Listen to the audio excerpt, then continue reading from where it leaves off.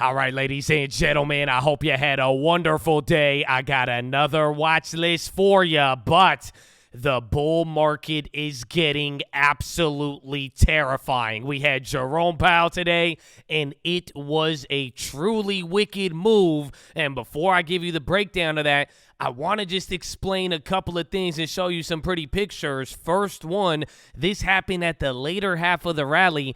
Consumer credit came in, and this was lower than anything we saw in 2020, literally the pandemic. So you straight up had a 60-70% decline. I'm going to show you something else. The moral of the story is, though, no matter what, we keep going up, and that's going to give you a breakdown of what to expect. But here's another chart. I showed you guys the bond divergence and the NASDAQ divergence earlier this week, and that got even worse today after Powell's speech. But now, if you look at the real yields in white compared to the NASDAQ price to earnings, well, there's another big gap there, and usually they tend to fall in line with each other, or one of them violently catches up to the other. So that's another one. But the whole point I'm trying to tell you right here is that with all of the good, all of the bad, it seems that everybody is focusing on the good. If all of this keeps up, man, the next targets are getting back to the August highs,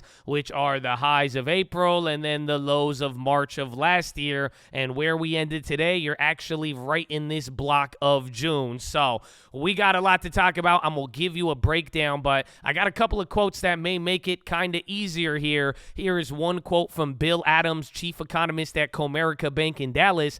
He said, "The important takeaway is that Powell had a chance today to signal a shift to more aggressive posture, and he did not take it." He also says in the near term, the Fed will likely continue to make one or perhaps two more hikes before going on hold. And remember, right when they go on hold, that is the positive part, because then that means a cut is coming in 30 days. But here's another quote. Ian Ligon, I've quoted him a couple times here, BMO Capital Markets. He said, "The bond bullish response in U.S. rate markets indicated that Powell's decision to set a tone that wasn't particularly more hawkish than last week's comment was a disappointment for those anticipating the payroll print would have changed the messaging." He's saying staying the course in the context underwhelmed a subset of investors hoping for a more aggressive response. So we're going to talk about this a little bit, but what I want you to get out of it, there was a lot of back and forth in Powell. I even swung. I did something, man. We're going to talk about it, but overall, this is getting very exciting. We are about to wrap up. I think it's the first week of February, right? Technically the second one, and now we have Wednesday. You got more earnings, a couple other earnings too for the rest of the week, but then before you know it, ladies and gentlemen, you are going to get the CPI. So I got the plays for you. I got the recap and everything else you are going to need. So I need you to like the video. That's if you want to. It helps out the channel. We love and appreciate y'all. We do these updates every day on this channel. It's free 99. I got you, baby. You're going to even see some plays. It's going to be exciting. So run it, baby. Walking to the couch, it's the 2020 election. Live in the hills, but I still get a spread. Started with a little, but I still reinvest it. Feel how I feel, then it feel like a blessing. I just want the lesson, I just want protection. I'm up and I'm down, but they sound like progression. Farmer never plans if he waits for perfection. Finger to the down. But right off the bat, if you couldn't tell already, Powell had a little bit of everything for everybody today. He wasn't as dovish as last Wednesday, but his hawkishness that he came with today, it wasn't anything that was relatively new. We've heard it before. 90% of the speech today, it came out really, really dovish. It was the same exact thing like we heard already. You know, he had an opportunity to be hawkish. He didn't take it, and as he just kept talking and not bringing up anything bad, kind of brushing off questions about how big they're going to raise rates on 25 or 50 basis point questions, not really addressing the labor market and saying the same old things, the market took it immediately as dovish. But then it was right around here he made this comment towards raising rates if we get another strong jobs report. And then the last like 5 minutes of the speech, it sounded like old Powell. It didn't sound like ultra dove Powell. And then that brought us down. And then by the lows here, if we were about to break the levels, I cut my ES to the long side. I know, because I was like, like it's kind of looking like Jackson Hole, but it ended up turning into reverse Jackson Hole as everybody digested it, market brushed it off, and everybody bought the dip. You know, one thing I'll tell you about today, if you go and look at a bunch of other names, it's not like this was a short squeeze. Otherwise, names like AMC, GME, and a lot, like even Redfin, I don't know why y'all don't bring up Redfin with the meme stocks. Now, he's doing great, but overall, it wasn't as if you had this like squeeze effect. It was just simple people buying the dip. So that's good and bad depending on how you want to take it. But now moving into tomorrow and hopefully the rest of the week, I got some more things for you, but we are going to have a big bond auction tomorrow, the 10-year bond. This is going to give a better idea into what is going on. And then you're also going to be getting a bunch of Fed speakers in the morning. I think by the first hour or so, you should be hearing from 2 or 3 Fed speakers, but watch out because this year, all these Fed speakers, even last year too, all they've done is add fuel to the fire, whereas they say the same thing, market kind of reacts, and then they brush it off, and then they rip off of it. So especially in this level of bullishness, we want to see how that plays out. But now, why I am bringing up to you the bonds in this bond auction, the main point all boils down to the divergence between SPY, NASDAQ, and the 10-year bond. So last couple days we were dropping, but the bonds dropped big. Again, even the yen was dropping, and that found a way to rebound today off of the Japanese wage report. I also did close out one of my yen plays as well, but the point is you should have been able to see this, or you have seen this before, and really there is a giant divergence now between the markets and bonds. So last time in December, you were able to ignore it for some time, and then you kept rallying up, and then eventually you caught up with it. But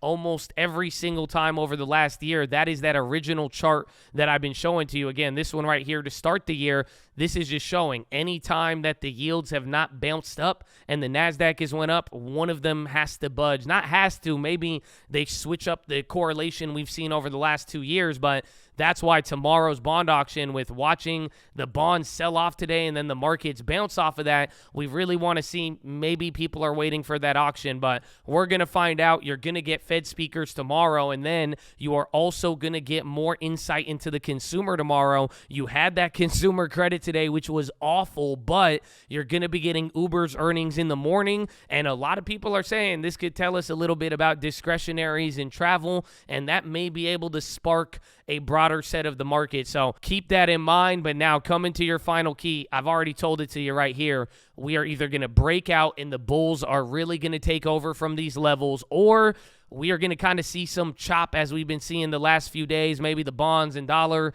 and other things happen. Maybe the earnings disappoint. But if they do, we'll get some chop in the next week. And then you're going to get the CPI on Tuesday. And that will be the main event. So it's still pretty early in the week. You got a lot of trading days left, 3 days, and a lot of other events here in Fed speakers. And after today, I'm sure there is a lot of gas, and it is truly a powder keg. So good luck, and I hope you're ready. But let us get into the plays. So right off the bat, I got a couple of plays. We'll go over what I did, but in the process of closing out some long ones, I decided to go with Amazon long, and the real reason is they're the only big tech lagger at this point. So they did have a bad earnings, and that is why they have borderline been underperforming. But the thing I like about Amazon is that if you compare them to the NASDAQ over the last couple of days, well, there's a pretty decent sized gap. So I'm assuming that's because of their earnings, but the way I'm looking at it, man, is that if you really do get that breakout level and the bulls really take over,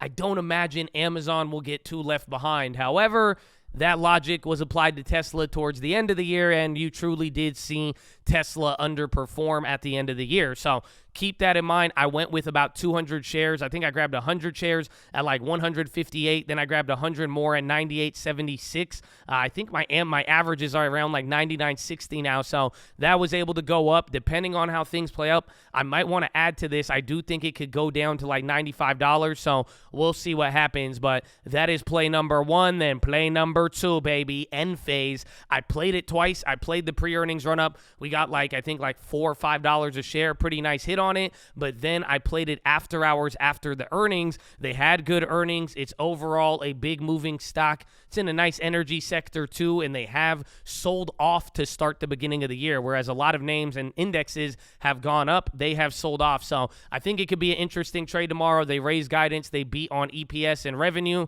Overall, a pretty solid quarter for them, and I know a lot of people get hyped on them. So we'll see how that one plays out. I'm going to be holding that one coming in tomorrow, 25 shares at like, I think 1 or 246, and I flipped the first set at like 220-ish to like 226 or 228 or something like that. But that is play number 2. And then finally, play number 3, baby. We've been talking Uber and Airbnb, but now it's Lyft and Expedia. So these are going to be the sympathies to Uber earnings. Lyft is going to be on Thursday after hours, I believe, or the day after Uber. And then Expedia, they're going to be on Thursday. Lyft is on Wednesday, Expedia on Thursday. So watch Lyft after Uber, watch Expedia for the pre-earnings run-up. And then after Expedia on Thursday, just don't forget with what we said with them travel stocks and the earnings and all of that, because Expedia will create a sympathy opportunity for Airbnb since they report first. So I have no plays on those. I didn't even have an opportunity to make a play there on Uber. So we're going to ride it out, but hopefully those long-term plays end up hitting. So those are the main plays. As far as everything else now, let's go into what I did today. So I started off the morning with 100 shares of Bank of America at 36.30. Then I added at 36.48. I have 200 shares total, and I think my average is like 36.40 flat. And this was the logic I gave yesterday. I really think the bank stocks are going to benefit, especially if those bonds keep selling off. So holding Bank of America as well as Citi as well. I grabbed 100 shares of Citi at 50.80. Then I grabbed Sound, S-O-U-N. It's one of those stupid AI plays. I grabbed it for some hype there, 200 shares at 390, just in case that AI bubble comes back. Because if you didn't notice today, Google, Baidu, and even Microsoft had the AI event. Dude, they were running off of all of this AI hype. But again, those short squeeze stocks and some of those lower cap names, they did not play along today. So I think we might just get lucky on this one. It's going to be one I plan to hold for a little bit, pretty much until it pops off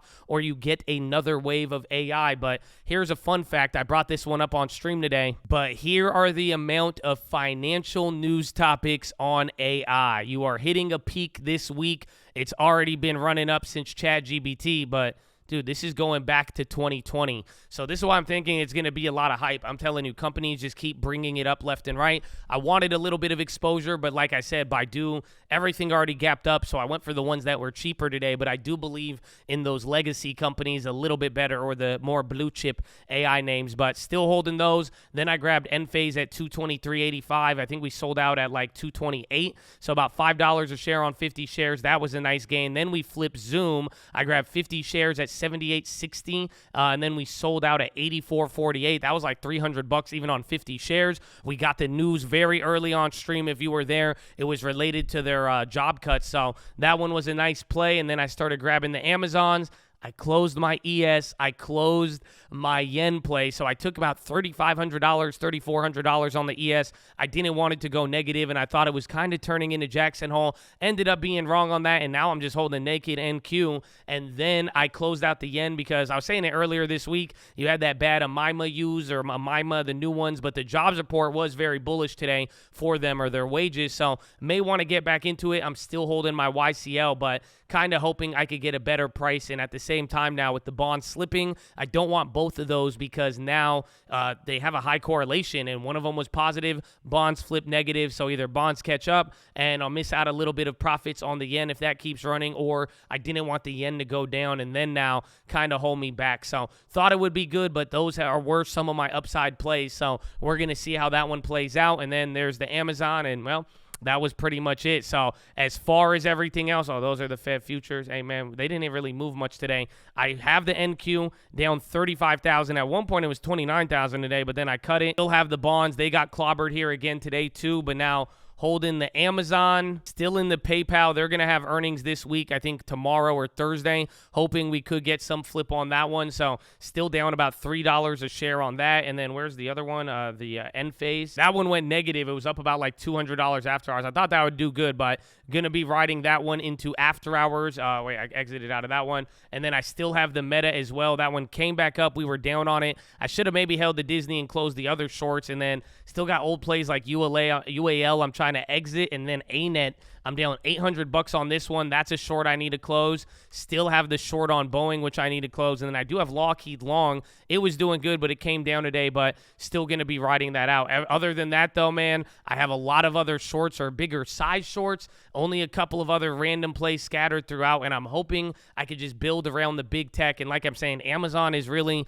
sticking out to me as my favorite one simply because it's the cheapest one. And compared to what I was saying earlier in this week, I felt like I was getting trapped. So that's why I like the ones at a lower price. So we'll see how this plays out. I'll definitely set up to benefit if it goes down, but the squeeze is going to be felt a lot harder if we do continue to move up from here. But Chad, that is your watch list. It's going to be wild. And, oh, wait, I think I messed it up. But that is your watch list, ladies and gentlemen. Make sure hydrate, healthy, ready to go. Make sure post your watch list. Make sure we see you there in the morning. I need the armor on. I need the helmet shining. I need you to remember, baby, win or loss, we're all in the same boat. Things can change quickly for good or bad, but it's on you to stay in the game, stay in control the emotions, and at the end of the day, you got to be thinking long-term as well. So we're going to have a couple of fun weeks. You need to drink that water, stay hydrated, stay healthy. But Chad, I love you, and I hope you're ready for more craziness. But that's it. Horn.